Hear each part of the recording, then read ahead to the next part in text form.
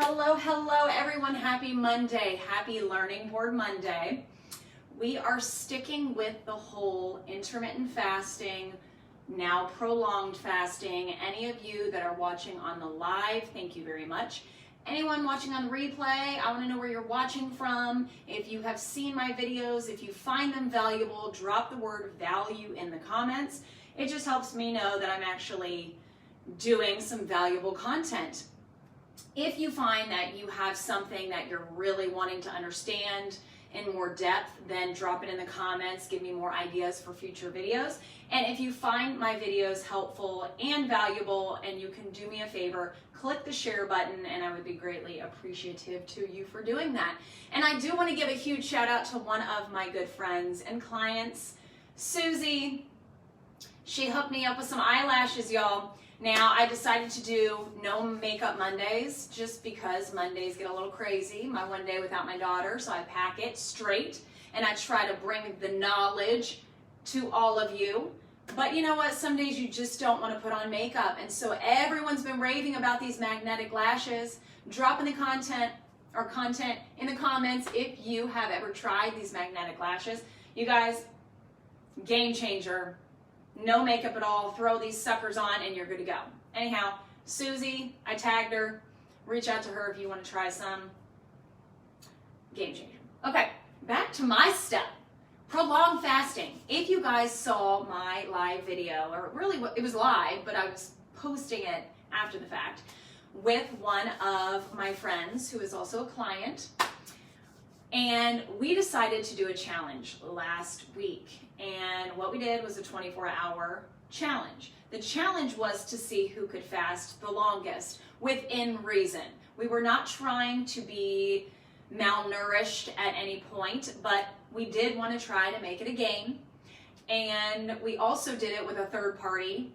His name is Bob. He was on the Zoom call as well. So tomorrow night, we are going to do the reveal of who won this challenge, who went the longest, okay? I'm sure plenty of you were reading that title like, what does that mean? Get your mind out of the gutter, folks, okay? Prolonged fasting is so beneficial, just like intermittent fasting. Any of you that watch my content, you know that I am a big advocate of intermittent fasting. At some point in your weight loss journey, your muscle gain journey, your wellness journey, it doesn't have to be strictly for weight loss. I personally do not want to lose a pound. I want to maintain weight, but I want to be the healthiest that I can be. I want to improve cognitive function, okay? And with doing a prolonged fasting, it increases cognitive function by 3.5%. So you get that increase in the neurons just from doing a prolonged fasting period. Okay, you obviously get cognitive benefits doing at least 16 hours. So a lot of my clients, I have them on a 16-8 intermittent fasting window. You're eating, you're fasting.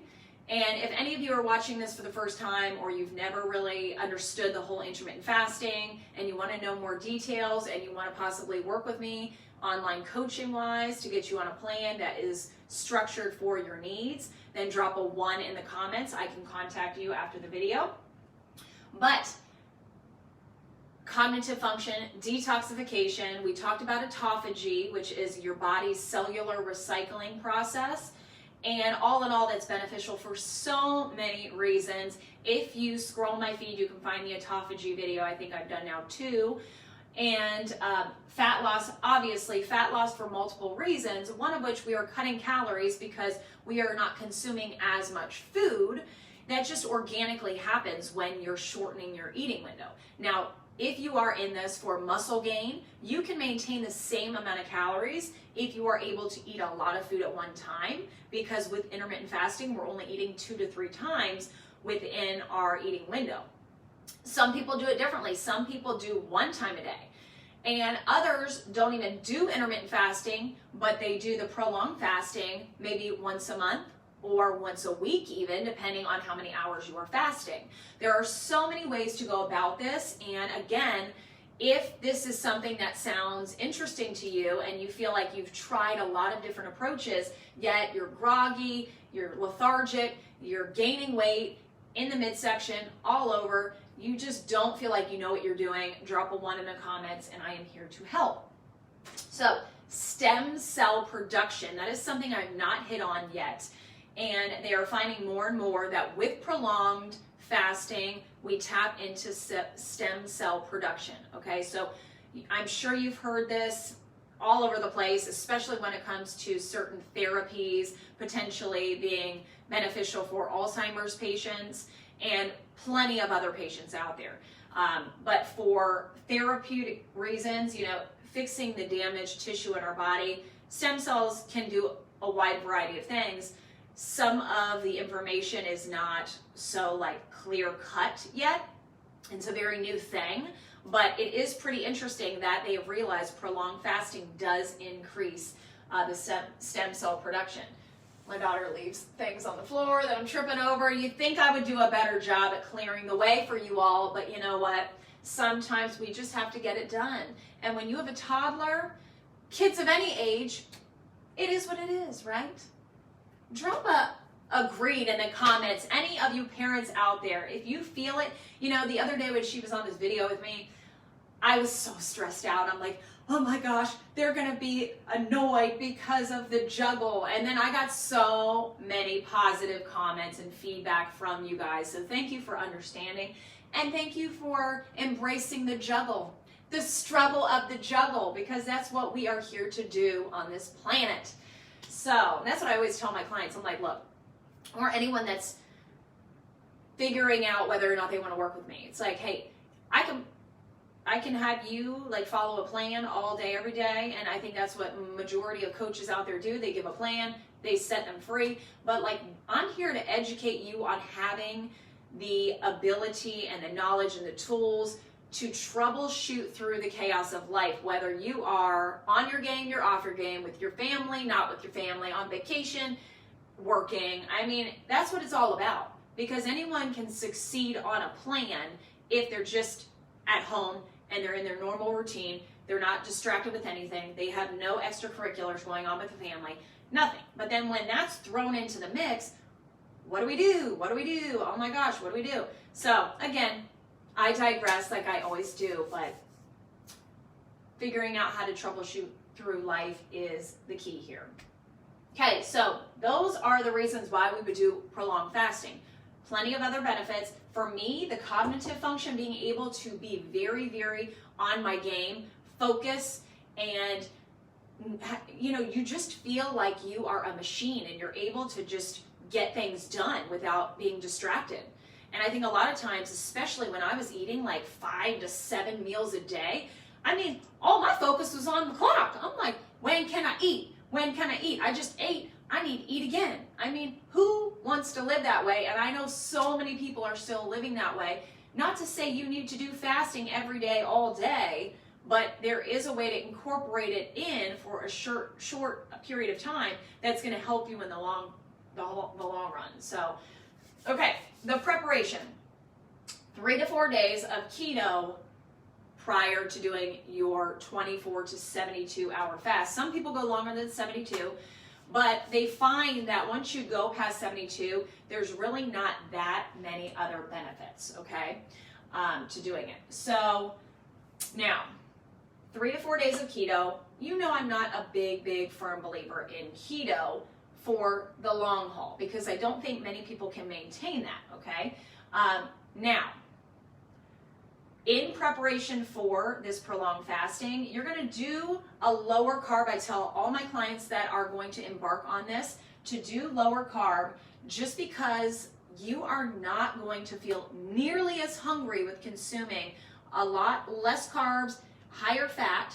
That's what keto is. 5% of your calories come from carbs. The rest come from fat, 20% from fat, or 20% from protein, the rest from fat. So healthy fats, you know, that's my struggle with keto. Everyone is approaching it differently, but a lot of people are just consuming fat. I think you need to focus on healthy fats. And a lot of people are getting in worse shape doing keto because they're just eating bacon and cheese all day, every day. And I'm like, whoa, that is doing a number on the inflammation in your body. So, see, I gotta feel my lashes. I'm not used to these lashes, you guys. I thought they were falling off. If someone sees them flapping down, you got to let me know in the comments. Even though I can't see you right now, I just feel like I would pick up on it. I would. Or I'd see something dangling that looked like a spider, and it wouldn't be good. It wouldn't be good. And you know what? You know I'm real on these videos, so if I had a dangling eyelash thing, maybe I could have a viral video. Maybe that's the way to do it. Maybe that's the way to do it, you guys. Holy moly. All right. I always get sidetracked. So, keto, if you don't want to do keto, that's fine, but minimal carbs for at least a day, okay? I tell my clients, for sure, the meal before you fast needs to be super low in carbs, healthy fats, protein, okay? But if you can do it for a few days prior, this is going to be beneficial for not only hunger reasons, but also your body is already kicked into ketosis, so it's going to help you in so many other ways.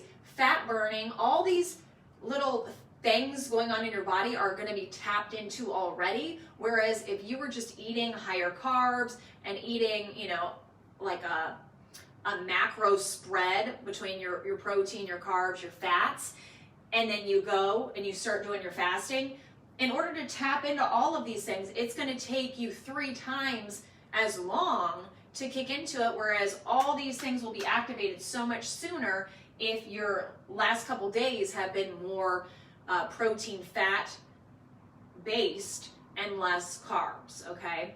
Not only that is your body's gonna be aware of where we need to pull for fuel, right? So if your body's already used to pulling the fat from the adipose tissue for fuel, then it's gonna keep doing that. So that's the goal with a lot of people, is fat loss. So that's why people do keto. If they do it in the right way and they can maintain it, great. The maintenance thing is questionable for me, at least. But that is the thing. You're training your body to burn the fat most efficiently, okay? So that's one of the reasons for doing it, the keto a couple days before. And, okay, so the prep too. You want to hydrate. You want to like super hydrate and get a good amount of sodium in the days leading up to your fast and during your fast. It's very, very, very important. I will get into more details in the video tomorrow of my experience doing the 24-hour fast. I will not tell you if I lasted 24, longer or less, but tomorrow you'll know. Or I think I'm going to repost it the following day on Wednesday. But you guys, the one thing I did neglect to do was to stay super hydrated. And I do have an excuse. I did take my daughter to Zumbizi Bay. And I did this with all intention of distracting me, because when you're go, go, go, go, go, you don't think about food as much. But I fell short because it was a really hot day and I didn't get any water until we left. That was not smart on my end. Now, I didn't have any issues. That's as much as I'm going to tell you today. But still, I felt lethargic, and I know it's because my electrolyte balance was not on point, okay? So hydrate, hydrate, hydrate. Sodium, important. Okay, during, and if you guys have any questions right now on the replay, drop your questions or comments in the comments, of course. And again, drop a 1 in the comments if you are thinking that you need a plan, a little bit more tailored to you. And you guys, I am doing combination coaching, both exercise and nutrition, okay? I am not going to be doing the nutrition only for very much longer, just because I've seen so many transformations, and to expedite the process, we need to do the combination of both. Now, I understand not everyone is at that point right now, and they're like far from thinking exercise is going to be in their world. So if that's you and you're like, I don't even want to deal with the exercise, I want to start with one thing, that's fine. DM me or drop a 1 in the comments, and then we can add the exercise in at some point.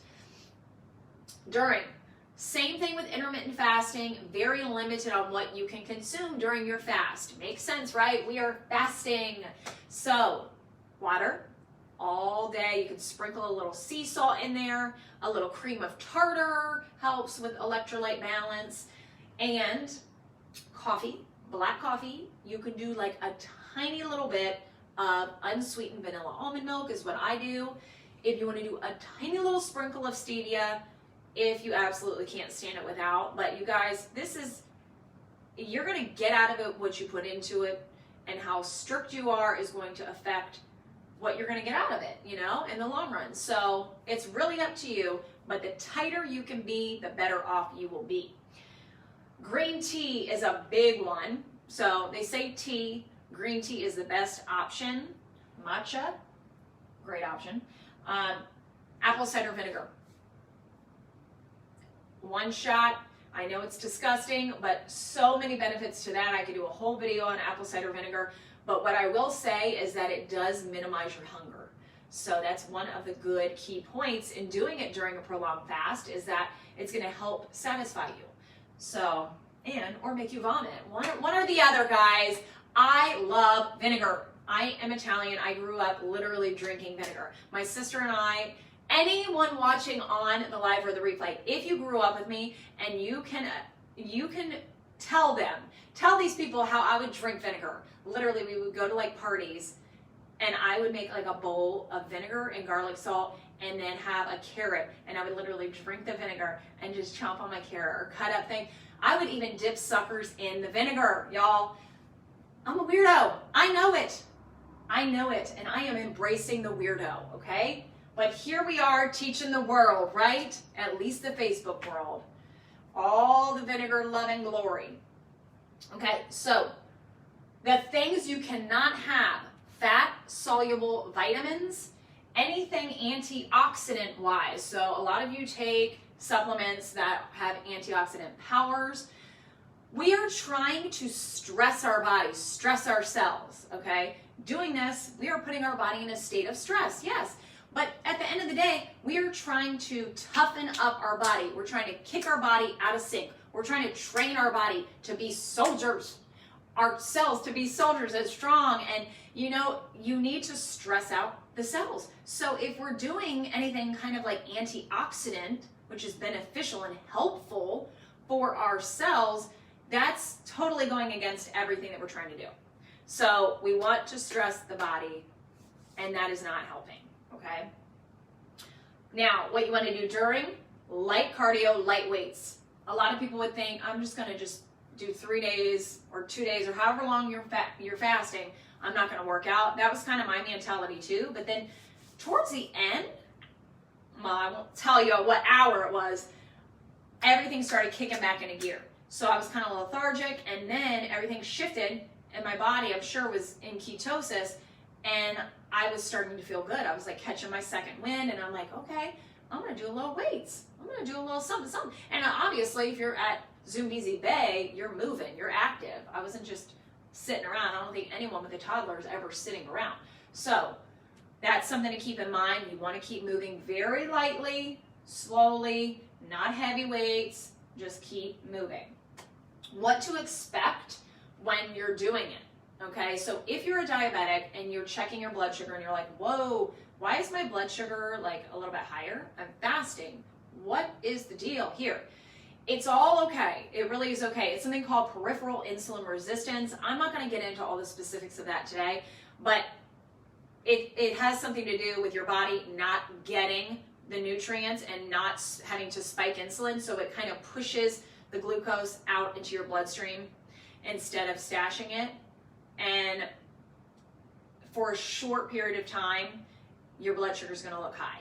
So diabetics that are trying this, don't get freaked out. Obviously, you want to ask your doctor before you do any kind of extreme prolonged fast. So side note, I'm not a doctor, okay? But intermittent fasting can be done by diabetics. So I have a lot of diabetic clients that are thriving off of that. Prolonged fasting, that's something I want you to contact your doctor about. I don't want to be held liable for anything, okay? But yes, but eventually it kicks back and everything's good, okay? So cold extremities, I actually experienced this myself when we got back from Zoombezi Bay. I was like, oh my gosh, like I was sweltering hot all day and I'm freezing. So it's just having to do with the blood flow and your blood volume going down. You're not eating. You might be a little bit dehydrated if you are not careful about consuming all the water that I told you should be consuming, and I know I was not. So fatigue, like I said, the first bit of your fast, you're gonna feel lethargic. Then everything should be activated in your body. Ketosis, you should start getting that's second wind, okay? Should. If you're not, then keep fasting. Fast your life away. Just kidding, folks. Just kidding. Okay, how to break your fast. Now, there is a more detailed how to break your fast, which is what I gave my client. There's 2 other clients of mine that have done the 24-hour fast, and I'm so proud of them. There is like a very strategic way of breaking your fast. Obviously, your body is going to be very, very, very sensitive with what you do put in your body after any kind of fast, but especially a prolonged fast. The first thing you put in your body is going to dictate what it does. So there's a strategic way of doing it for fat loss, there's a strategic way of doing it for muscle gain, and there is a strategic way of doing it for overall wellness and anti-aging and all of that, okay? So I may do a video, I don't know, I'm gonna ask you guys, do you want me to do a separate video on how to break your fast in a prolonged fast? Let me know in the comments. If I don't get any yeses, I'm not gonna do it. If I do, then I'll do it. I just don't feel like going in it today. And honestly, I have a client that's going to be here any moment. And that's why I'm staring out the window right now. Juggling, struggle, juggle, struggle. Okay? But just so you know, an overall thing to follow, if you can, if you are a meat eater, 4 to 6 ounces of meat at the end of your fast. If you can do it like for dinner. So however long you're fasting, 4 to 6 ounces of meat, and then go to sleep. That's it. Nothing else with your meat. Go to sleep, wake up, eat how you want to eat, however your coach has told you to eat, however you've researched to eat for what your goals are. Now, honestly, like, I'm not going to eat meat because I don't want to, so pea protein is the route that I would take. Straight pea protein, no peanut butter, nothing, because you're very susceptible to all of the things that you're putting in your body. Go to sleep the next day, eat how you eat. With your macros, whatever you do, follow that, okay? That's it, folks. See, it's easy to end these videos because I can't see the comments flowing through. So that's all I have for you. If you have any questions, let me know. Again, drop a 1 in the comments for any of you guys that are interested in working with me. I can give you details. And again, this is a program that is very customized to you, very high accountability factor going on there because we have every day, every week communication going back and forth. It is not just a plan that I send you and set you free, okay? Because honestly, I've done that in the past and the likelihood for success was slim to none.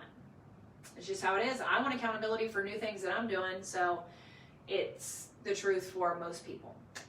All right, y'all, so I'm gonna step back. If you wanna take a snapshot of it, go for it. I think I hit on everything. Otherwise, make it a good week. And yes, my daughter did ask to brush her hair. No, it wasn't today, it was the other day, but I had to capture the moment. So have a good day.